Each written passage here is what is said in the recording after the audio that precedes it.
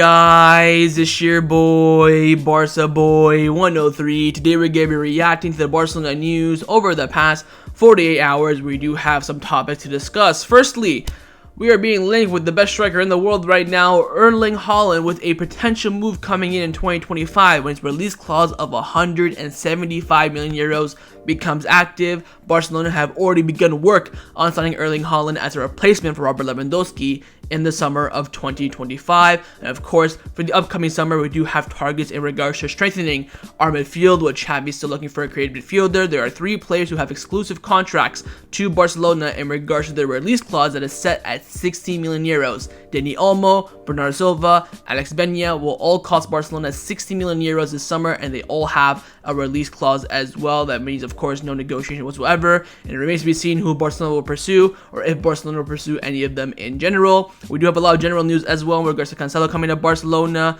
Lewandowski, when his contract actually expires. There's apparently an exit clause in 2025. The future of Marc Casado, how Mikayil Faye is doing with Barca Athletic. Big injury updates in regards to Ilkay Gundogan, Araujo, and also Pedri. The new sponsor that's going to be for Barcelona in the Clasico as well. Of course, we had Drake and Rosalia last season. Who will it be for the upcoming Clasico in the end of October? And finally, the new organization chart for the Barcelona Board has now been officially released and confirmed. We have all the new people coming in and also their official job titles as well. But before we get into it, make sure you guys smash that like button down below. Let's try to get the 200 likes in this video. Be very much appreciated. And also, if you're new, make sure you subscribe down below if you haven't already. And let's get into it.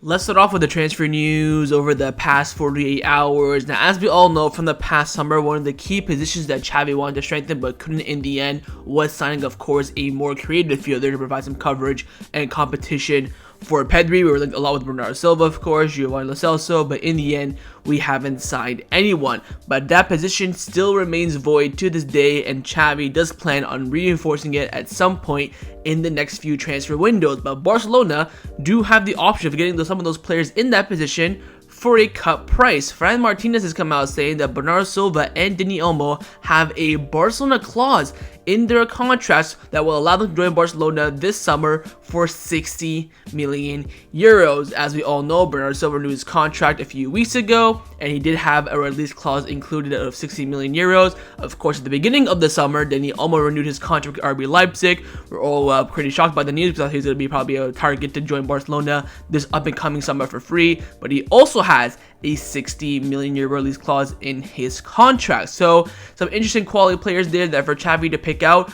Honestly, at the 2, I'd rather go for Dani Olmo right now. I think Bernardo Silva's at the age now, if you sign him, you'll get him for maybe 2-3 years at the most. Quality player, better than Dani Olmo. But I think with Dani Olmo, there's more of a long-term future. The integration process for him will be very, very easy. Knows a lot of the players from the Spanish national team. He's from La Masia as well. So if you were to go for someone of this profile, I would go for Dani Olmo. There's also been some rumors about Alex Baena, again, also coming in for Martinez from Deportivo, who's come out saying that Xavi is also attracted to the idea of signing Alex Baena from Villarreal, and his release clause is also 60 million euros.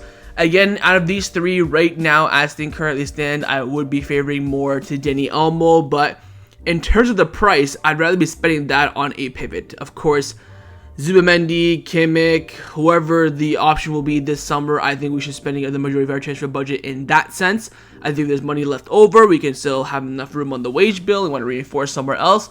You can bring in Dani Olmo, that's completely fine. Of course, Dani Olmo can play on the wings as well. Alex Baena is more so of a midfielder, Bernardo Silva as well, but Bernardo Silva can play on the right. Dani Olmo can play as a false 9, on the right, on the left, and of course as an 8 in the midfield. So I've been leaning towards more Dani Olmo at the current moment, but again, my priority with this 60 million euros would be to firstly go for a pivot, but we'll wait and see. Again, a lot of midfield options for Xavi to pick out and for Barcelona to analyze this summer. A lot of players have, you could say, exclusive release clauses to Barcelona of 60 million euros. The 3 main candidates right now are Bernardo Silva, Alex Baena, and Dani Olmo. But we'll wait and see how the months develop, who Barcelona's primary target will be.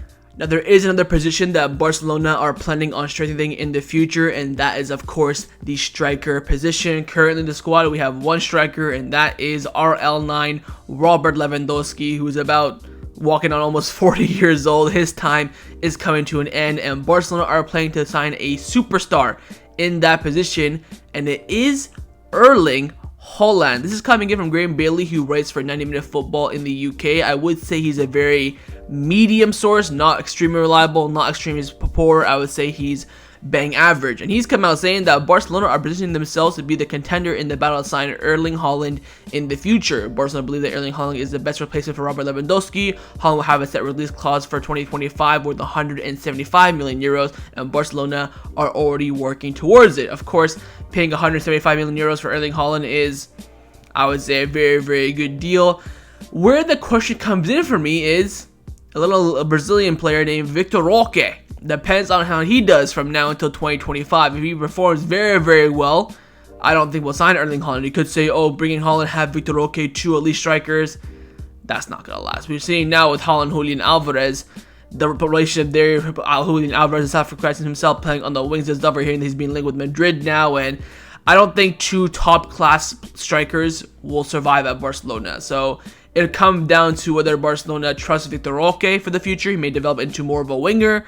It remains to be seen, but 175 million euros for Erling Haaland 2025, I'm absolutely all over it. Of course, you're bringing in a superstar talent, probably the best player in the world after Leo Messi, you could say, on current achievements and form, and he's an elite striker, and that's what you want in your squad. And I think 175 million euros is very well justified for the player, but still early days. We'll wait and see. Again, we're being rumored with 60 million euro pivots and creative midfielders, so I think once we hit, past the summer 2024, that's when we'll get the true indications. Will Erling Haaland maybe extend his contract with Man City? Will Barcelona have the money? We'll see this summer. If we don't spend anything, we might be saving up all our money for Erling Haaland in 2025. Again, last summer we only spent 3.4 million euros on paper. Of course, Victor Roque is coming in as well. But we'll wait and see with Erling Haaland. I'm not getting too ahead of myself. This is coming in from not the best of sources. No one in Spain is talking about it. No Fabrizio Romano's or David Ornsteins or anything like that. This will intensify probably in a year or so, but if Barcelona are playing towards it now, I think that's an excellent feat. You're putting yourself in the advantage, beating out the other contenders, probably. I think at this point, Haaland will only leave Man City for Barcelona or Real Madrid. I don't really see any other upgrade. So, Bayern Munich have Harry Kane, so it's going to be between us and Madrid, and will Madrid have the money or not? They haven't spent that much either in recent windows. Well, I mean, last summer, of course, spent 100 million, but before that, haven't been spending that much. Of course, I think 80 million on Alemany, and that's pretty much it from them. They've kind of, spent their 60 that we want to spend on our midfield on their midfield already. So we'll wait and see what happens with Erling Haaland. Again, very too early to tell at the moment, but Barcelona have begun preparation for a potential signing of Erling Haaland in the summer of 2025 when his release clause with Man City becomes active. Let's now discuss some of the news surrounding Barcelona over the past 48 hours. No concrete reports in regards to contract renewals or potential exits. There's a lot of, basic news coming out, but I do want to cover it. First up, we have some news in regards to Clement Lenglet's transfer last summer, where again, the El Nassr bid has essentially been confirmed at this point, and it was Clement Lenglet who said no. Marca came out saying that Barcelona received an offer of 8 million euros for Clement Lenglet from El Nassr a few weeks ago, but the player rejected the offer, and Barcelona didn't put pressure on Lenglet to accept the offer as they were grateful for his good behavior. Now, if you're classifying good behavior of us paying him his 300,000 euros per week during the summer, I really don't classify that as good behavior. Yes, he could have stayed and, rid out this whole entire contract and not play single second of football, but we saw in the past documentaries with Barcelona that Lenglet's a very ambitious player. We had that documentary under Valverde where he kind of covered his life and, his family. He was a very, very, very ambitious player. So it doesn't take, someone with a couple of brain cells to realize that. The only issue I have with Lenglet is that he's going to come back in this summer in 2024. He's going to be a problem again. That's why I want to just get rid of him this summer. I think a move to El Nassr would have been fine for him. I mean, he's 5th choice center back currently at Aston Villa. The only reason why they bought him is because they had an injury to Tyrone Mings that will rule him out for the rest of the season. But I think it's ridiculous from Lenglet's point of view. I mean, he thinks that he's up here when in reality he's way, you can't even see the camera, way, way, way down here. But it is what it is. Barcelona have to be respectful because, again, in these kind of situations, the player has the upper hand, so there's nothing we can really do about it. So wait and see what happens with Lenglet's future this upcoming summer when he returns from loan from Aston Villa. But again, he did reject a move on a permanent basis to Saudi Arabia this past summer. Now, a defender who is actually good and Barcelona and the player both want to keep their futures tied together is, of course, Joao Cancelo, with Fabrizio Romano reporting that Joao Cancelo's desire is to stay at Barcelona in the long term, not only this season. He loves the club, the city, and the sensations at Barcelona. I think Barcelona had the same feelings as well, just now it comes down to him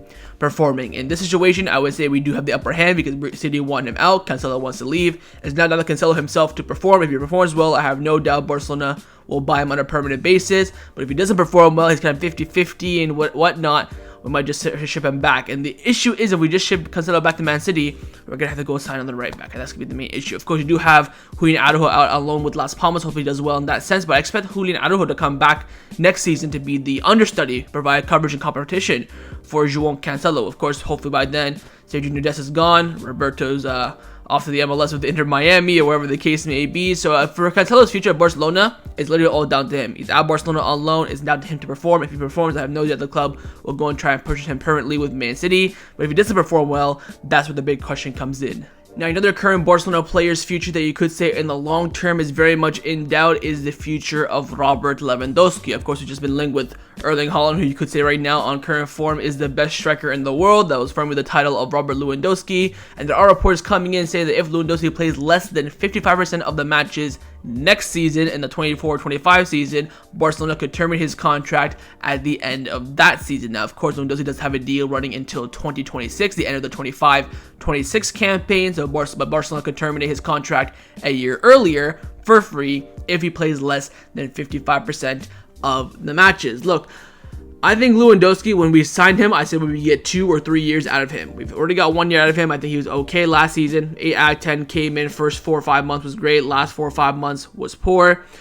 It's up to him now to perform this season, because I'll tell you what, if he's, mediocre this season, gets maybe under 20 goals in all competitions, Barcelona, I think, would be definitely looking at options this summer. In the sense they wouldn't really push him out, or maybe would not put him on the market, but if that Saudi Arabia bid comes in, if that bid comes in from, I don't know, Chelsea or whatever the case may be, I think the club would really analyze it. So Lewandowski's future, again, comes down to him performing, similar to Joao Cancelo.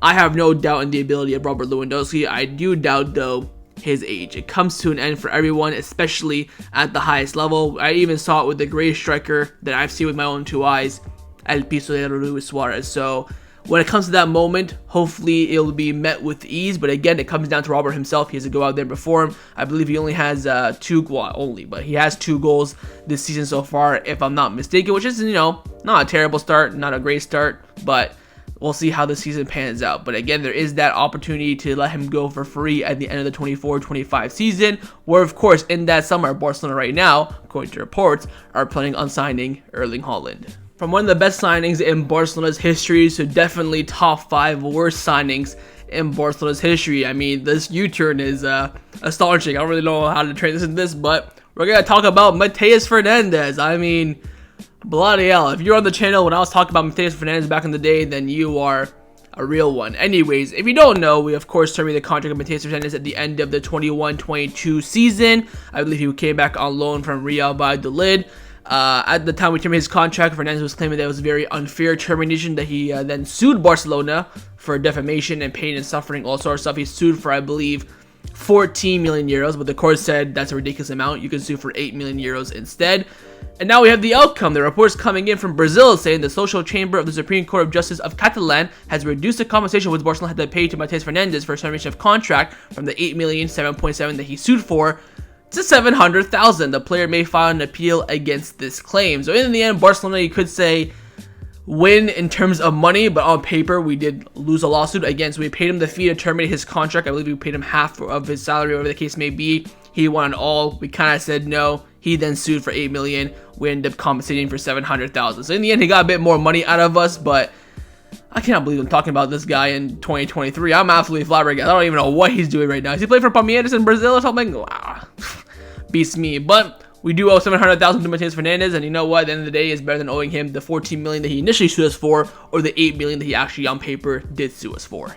Now, in the last video, we did discuss the option of Andreas Christensen coming into the pivot position in the event that Alemany is suspended or injured or whatever the case may be. That way we can keep Gundogan and Frankie de Jong in their more advanced position, where at the moment they're both playing very, very well. But there is another option alongside Andreas Christensen, and that's, of course, betting the youth in Barca Athletic. We do have, of course, Marc Casado, where Gabriel Sanz from Deportivo has come out saying that Marc Casado is another option for Alemany, backup option. Xavi likes him, and the idea is to test him when an opportunity arises, although it depends on the situation of the match and the team, so that's why Christensen might get the edge ahead of him. His current contract ends in 2024, although there is an option to extend it for another year. Barcelona's intention is to shield him for the future, just like they did with Fermin Lopez. Contacts for a renewal have not started yet, but meetings can happen in the coming months. A La Liga club wanted to sign him in the summer, but Barcelona did refuse. So we do have Casado as an option. Again, it will depend on the match, the event, the situation, the stipulations as well, but I don't think Casado will get a chance until the Copa del Rey. I'll be shocked if he gets a chance before then. I think he can maybe come on in the game, 10 minutes here or there, but to start or maybe have a bigger impact, I can't see that until post-January, in my opinion. But you never know. If Christian gets injured, we all know he likes to visit the doctor here and there, and then Romeo gets suspended. You just never know. I think at that point, Xavi would probably put Gundogan or Frankie there, which is not really disappointing, but it's, not really encouraging for a youngster. Again, I understand the situation. If we're playing Porto away, I'd much rather have De Jong or Gundogan in the pivot. But if we're playing, what's a bad team, like Mallorca at home, or I don't know, Cadiz is a bad option. You know what I mean? Like a really low opposition team at home. I wouldn't mind starting Casado in that match, but does of course come down to the decision of Xavi. So we'll wait and see. But again, Marc Casado right now is currently the natural replacement for Romeo in the pivot position. Now, the other Barca Athletic player who can also get a very good chance at a run in the first team is Mikayil Faye, the center back, of course, that we did sign in the past summer from Senegal. And there are reports coming in from sports saying that Mikayil Faye is already causing a sensation, although some attributions still need to be polished. Opponent forwards often find him impenetrable. He anticipates plays well and goes in with everything. His ability to play with the ball and carry the ball is also good, but at times he risks a bit too much. This shows his confidence, but it can expose the team at the back sometimes. The coaches have detected this and have already started to work to correct it. He's still only 19 and still has a long way to go. Now, again, Christensen is a big topic in today's video, even though there's no news about him. If he gets injured, Inigo Martinez, we know Araujo is injury prone. But Mikayil Faye is, I wouldn't say, too far off the first team, especially with the exit of Eric Garcia to Girona on loan. I wouldn't be surprised to see Mikayil Faye December, January consistently on the bench for Barcelona. I would not be surprised. I don't want to see, hopefully that's not the case, because I don't want the players to get injured, but also I wouldn't mind seeing Mikayil Faye in the first team. I think, again, along with Casado,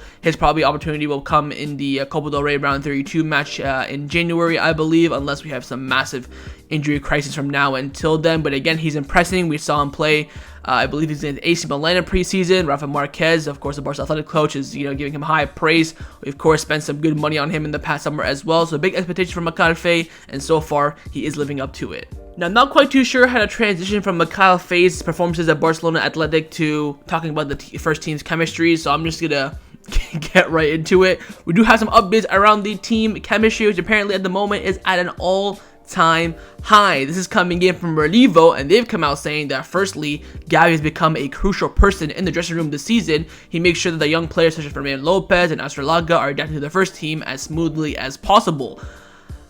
My man is 17, 18, is already a crucial player in the dressing room, is already helping youngsters get into the first team when he's a youngster himself. I mean, scenes. Lewandowski, despite not being a captain, is also a very vocal leader in the team. He was not concerned with being a captain because he had only been at Barcelona for a year, but still knew that he could be a leader in the dressing room. The spokesperson for the players is Sergio Roberto. Of course, he plays a pivotal role with the communication between the players and the staff. For example, he helps negotiate time off for the players and voices any concerns the players have as well. Now, the concerns part, of course, no problems.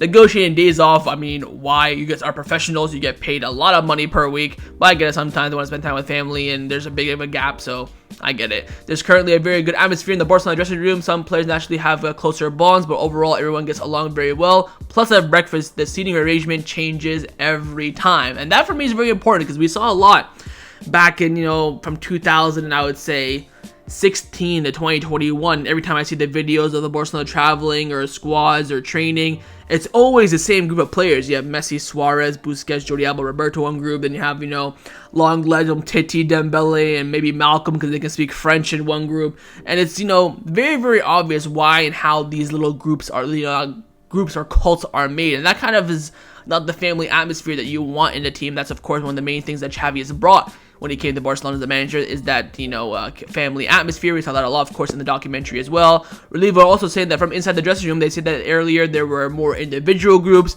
but now we are one group. And that is a quote and a half, I must say. Again, when you are in a team and you see little groups at dinner and it's the same group sitting in the same positions consistently, it's kind of like you forming a squad with your friends, but like I bring 2 friends, you bring 2 friends, he brings 2 friends, she brings 2 friends. So yeah, you kind of like, you're with your friend, but you're kind of with your friends as well, and it's kind of, the chemistry isn't really there. But now apparently we're seeing arrangements are changing left, right, and center. We're one big happy family. That's great and all, but let's translate that into titles. So we'll wait to see how things go. But right now the team chemistry in the squad is at an all-time high, and a lot of that of course does come down to the integration of Xavi Hernandez. Let's now discuss some of the injury updates surrounding the first team at Barcelona. As we all know, officially there are 2 players injured, and that is Pedri Gonzalez and Ronald Araujo. We'll talk about them later on, but we did have one minor casualty in the international break, and that was the injury of Ilkay Gundogan. He went down for a Germany-France match around the 25th minute, I believe. He left after a blow to his back. He went for a header, landed straight on his back. Now when he got subbed off, I was watching that game and I'm like, look, he's probably just had a little bit of a knock, a little bit of a blow, maybe just, got the air winded out of him. I think he'll be fine. I'm on Twitter, people are panicking, people are saying he came off crying on the pitch. I'm like, I did not see him cry whatsoever. After the match, the interim Germany coach Voller confirmed that he just had some bruises on his back and he'll have further tests. And yesterday morning, we did get a lot of confirmation that Ilkay Gundogan is fine. The news firstly broke from Candacer. They came out saying that Ilkay Gundogan will be available for Saturday's match against Betis if everything progresses well. It is just a strong blow, nothing serious. Miguel also confirmed that Ilkay Gundogan has the green light to play against Betis on Saturday. And finally, Relevo came out saying that although Ilkay Gundogan is not ruled out for the match against Betis on Saturday, he could be rested just as a precaution. The priority is the Champions League opener against Royal Antwerp on Tuesday. He's not injured, just a blow. So you might see him on the bench, but again, he's not injured. People were really worried about this. Oh, he has bruises. Is he going to be out for a couple weeks? And blah, blah, blah. We're just starting the Champions League. Pedri's debutant coverage is now injured as well. We have no creativity in the midfield. Gundogan is fine. I think we'll probably see a midfield 3 of Romeo, De Jong, and Gavi this weekend. And then maybe Gundogan will probably start on Tuesday against Royal Antwerp. But Gundogan, he's fine. No injury whatsoever. Just a big blow in regards to him landing on his back in the match for Germany and France. Now, along with the positive injury news to Ilkay Gundogan, we also have some very positive news coming in about Araujo coming in from Miguel from AES, who of course is the injury man. He's come out saying that Araujo is in the final stretch of his recovery and will get the medical green light at some point next week. He is expected to return against Celta Vigo next weekend on the 23rd. He's not ruled out quite yet for the match on Tuesday against Royal Antwerp, but they want to proceed with caution. Again, we will not need Araujo for Tuesday. I think Koundé, Christensen, or Koundé, Indigo Martinez will suffice. Again, it is Royal Antwerp. They, I believe, came first or second in the Belgium division last season. I mean, we'll be fine. So, Araujo's coming back. That's, of course, positive news in my opinion. We have a lot of games coming up from now until the next international break in October, and we will need him. Now with Pedri, we're still looking again more long-term. Having Miguel from AS came out saying that Pedri could return on October 21st against Athletic Club just after the international break. And that's always been the report that Pedri would return after the October international break. I do hope he gets some minutes against Athletic Club because I do believe the next game after that will be a Champions League game midweek. I don't know who we're facing, probably Porto if I'm not mistaken. But then the following weekend is of course El Clasico, and we will need Pedri for the Clasico, so hopefully he'll be fully fit, match rhythm by then. Hopefully he'll be on the bench, the 2 games prior to that. But again, positive progression. We should have everyone fully fit apart from Pedri by the end of this month. Then hopefully by the end of next month we will have the whole entire first team fit, and hopefully don't pick up any more casualties.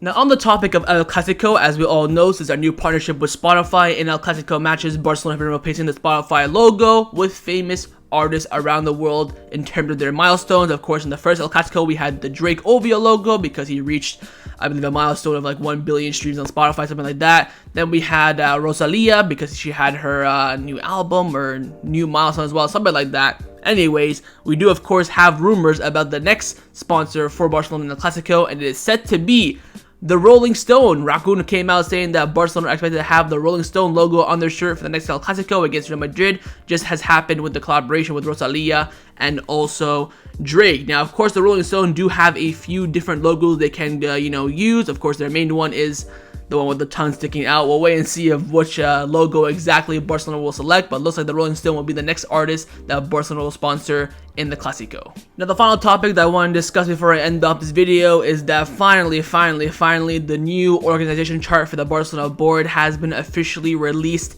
yesterday, and we do have a few surprises here and there, and we're going to go through it quickly. And I'm also going to talk about Deco's presentation as a new sporting director. He had a full press conference discussing a lot of things. We'll talk about that as well. Now, firstly, in regards to the organization chart, of course, we do have the removal of Jordi, Cruyff, and also Mateu, Alemany, but we do have some inclusions. So, of course, the president is Joan Laporta, the vice president is Rafael Yuste, nothing's changed there. The director of football is now Deco, and you just have a coordinator in the area of football, and that is Bojan, and along with the first team manager, which is also Xavi Hernandez. So now Deco, Xavi, and Bojan, them three as a tag team, will be doing the same role that Mateu, Alemany, and Jordi, Cruyff did, but of course Deco and Xavi will have the final say and the final go-ahead in terms of that sense. Also have the department of the entire board now. You have Joan Laporta, Rafael Yuste, Juan Soler, Deco, Enrique Masip, and Bojan Krkic, who are going to be, now that you could say, the 6 main men running the Barcelona boardroom. We do have the head of scout now being Pablo Araujo as well. So overall, no, not too many changes here and there, just more so structural organization and who's doing what and where and what's their official title as well. So Bojan is the coordinator for the football area, so we'll be keeping eyes on the players out on loan, keeping the eyes on the young players in the first team, keeping an eye on the Barcelona players at Barca Athletic as well. Then you have Deco, of course, who's running everything, along with Xavi Hernandez as well. Now, in Deco's presentation, he did talk about many things, and he's excited about the journey. Talked about Messi, of course, saying that, yeah, I love Messi, you know, he's great. Talked about how Xavi's renewal is pretty much done, just wait now for the official announcement, and that he trusts Xavi heavily. Talk about Joao Felix and Joao Cancelo, and they're coming in on loan. We'll discuss their futures in the summer. Joao Felix's salary is very, very low, so again, more confirmation about the $400,000 per year for his entire loan salary. I think Enrique Masip was doing some media coverage as well. He also confirmed this as well. Talked about the plans for the future and stuff like that. Your typical things. Joan Laporta introduced him, Rafael Yuste saying this is a great team and blah blah blah. So the team is now set. It's now down to them to go out there, get the job done for Barcelona, bring Barcelona back on top. We have some very strong minds in the world of football in our team. Although we did lose a few, we did strengthen as well, and it's just now down to them to perform. Then it's down to us to criticize and critique or praise them. So that was my reaction to the Barcelona news over the past 48 hours. Hope you guys enjoyed this video. If you did, make sure to leave a like, and of course, leave me your thoughts down below in the comments on everything we discussed. But the main thing I want first, of course, is your thoughts on the acquisition of Erling Haaland in 2025. Think it will happen or not? Would you pay the €175 million release clause for Erling Haaland or not as well? Second, your thoughts on the midfielders that Xavi is looking at to bring in that creative role. That prices are set at €60 million. Who would you go for? Dani Olmo, Bernardo Silva, or Alex Baena? Thirdly, your thoughts on the injury news. Your thoughts on Gundogan's injury. Would you rest him this weekend against Betis? Thoughts on Araujo. Would you risk him midweek against Royal Antwerp in the Champions League? And finally, your thoughts on the new organizational chart and the new members of the Barcelona board. And also your thoughts on all the other general news as well. And of course, make sure you guys subscribe down below if you haven't already. And I'll see you guys next time on the channel. Take care and Forza Barca.